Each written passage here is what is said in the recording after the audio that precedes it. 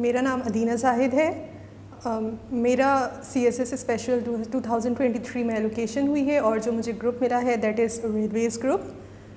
मैं कराची शहर से बिलोंग करती हूँ और मैं अगर अपनी इब्तदाई तालीम की बात करूँ तो मेरी इनिशियल स्कूलिंग पाकिस्तान एयरफोर्स के स्कूल से हुई।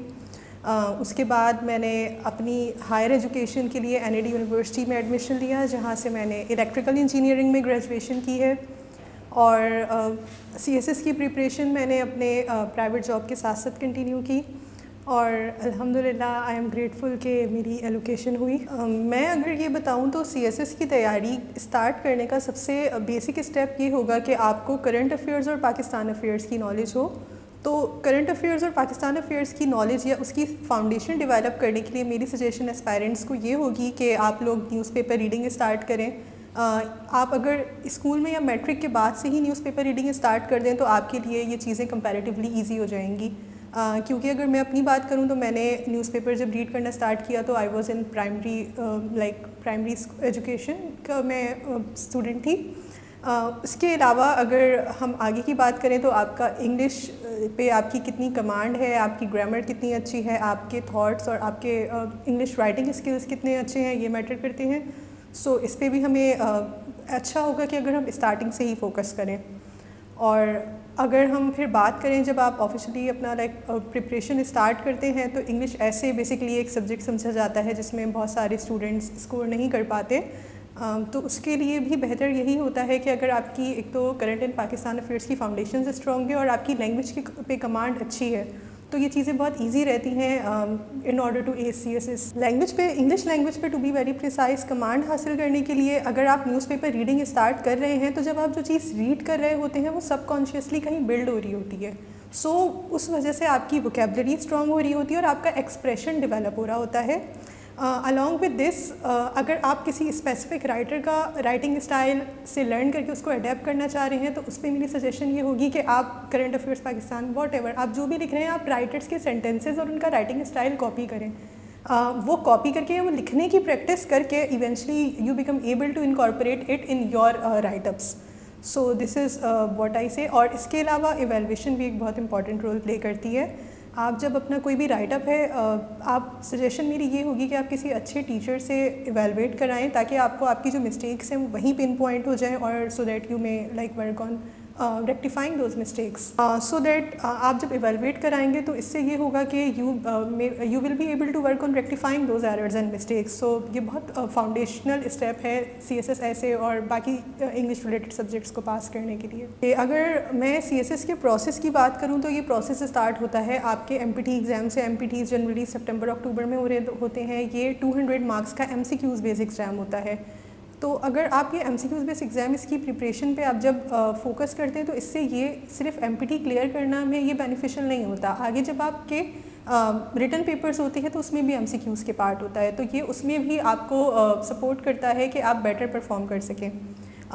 इसके अलावा मैं एक और चीज़ ऐड करना चाहूँगी कि हमारे जो कैंडिडेट्स हैं वो रिटन पेपर्स की जो प्रिपरेशन करते हैं तो एक चीज़ होती है जो ओवरलुक हो जाती है, those are MCQs। Other than English ऐसे हर सब्जेक्ट में आपके 20 MCQs होते हैं। सो वो बहुत फाउंडेशनल रोल प्ले कर सकता है आपकी एलोकेशन में। अगर 20 मार्क्स ही अगर आपके वो बेसिकली आइदर आपके पास चॉइसेस होती हैं और उसका आंसर में अगर आपने सही किया तो आप you will get 1 mark for each MCQ। सो ये चीज़ है जो ओवरलुक हो जाती है। तो मेरी ये सजेशन है कि इस पर भी कैंडिडेट्स स्पेशली फोकस करें। इसके अलावा अगर हम बात करें रिटन पेपर्स की तो आपके पास 12 रिटन पेपर्स होते हैं। इस पे रीडिंग समथिंग एंड उसकी नॉलेज होना एक चीज़ है लेकिन वो चीज़ आप कितने बेहतर वे में एक्सप्रेस कर पा रहे हैं ये बहुत इंपॉर्टेंट होता है। टाइम मैनेजमेंट बहुत इंपॉर्टेंट होती है तो इसीलिए आप आंसर्स की राइटअप की प्रैक्टिस करें क्योंकि जब आपको एक क्वेश्चन आया उसको प्रेशर हैंडलिंग बेसिकली आपको जो कि प्रैक्टिस सिखाती है। सो लिखें बहुत, सिर्फ रीडिंग ही ज़रूरी नहीं होती, लिखने की practice is more important. Interview के पार्ट की अगर मैं बात करूँ तो इंटरव्यू में जो क्वेश्चंस होते हैं वो वेरियस नेचर के होते हैं। कुछ आपके पर्सनालिटी एनालिसिस से रिलेटेड भी क्वेश्चंस हो सकते हैं, करंट अफेयर्स, पाकिस्तान अफेयर्स, आपके optional subjects. Examiner can ask anything. तो एक ये चीज़ है। इसकी प्रिपरेशन अगर मैं कम्युनिकेशन स्किल्स की बात करूँ तो इसमें आप या तो कोई आपके साथ जो भी एस्पायरेंट्स वगैरह आप उनके साथ इंग्लिश में बात करके प्रिपेयर कर सकते हो। इसके अलावा एक थोड़ा यूनिक वे है, वो ये है कि like as AI LLM models are progressing, so जैसे गूगल जेमिनी हो गया या चैट GPT हो गया, इवन आप उसका अगर वॉइस फीचर यूज़ करें तो that LLM model communicates with you. So वो क्वेश्चन आपसे वो LLM मॉडल पूछे, आप उसको आंसर करो और वो उसको इंटरप्रेट करके बता भी रहा होता है कि आप कितना बेटर वे में आंसर कर रहे हो। तो this is the trick that I like tried, so I use Gemini और some other LLM models for that. तो ये चीज़ मुझे एक थोड़ा लगी थी जो मुझे एक्स्ट्रा हेल्प की। इसके अलावा आप डिफरेंट मेंटोर्स या अकेडमीज़ भी ज्वाइन कर सकते हैं फॉर इंटरव्यूज़। अगर मैं लक फैक्टर की बात करूँ तो मैं टोटली इसको ओवर रूल तो नहीं कर सकती। लक इज़ समथिंग जो बहुत इंपॉर्टेंट है इसमें। आपकी तैयारी पूरी है, फॉर सपोज़ अगर ड्यूरिंग द एग्ज़ाम कुछ ऐसा मिसहैप हो जाए, आप परफॉर्म ना कर सको या कुछ बीमार हो जाओ, तो दिस इज़ समथिंग जो कि लक फैक्टर है। लेकिन अगेन आपका हार्डवर्क और आपका अल्लाह पे भरोसा एक वो चीज़ है, और पॉजिटिव रहना, ऑप्टिमिज़म, जो कि आपको सपोर्ट करती है। आप अच्छा उम्मीद रखो, अच्छा सोचो, तो अल्लाह भी अच्छा करता है। सो ये मेरा इस पर बिलीव है। रिटन स्किल्स डेवलप करने के लिए मेरा जो प्राइमरी सोर्स था, मेरा न्यूज़पेपर था। मैंने स्टार्ट डॉन न्यूज़पेपर से किया। उसमें डिफरेंट ऑथर्स हैं, लाइक जैसे मलीहा लोधी हैं या जाहिद हुसैन साहब हैं। तो डिफरेंट ऑथर्स की मैंने राइटिंग स्टाइल को अपने राइटअप में इनकॉर्पोरेट करने की कोशिश की थी।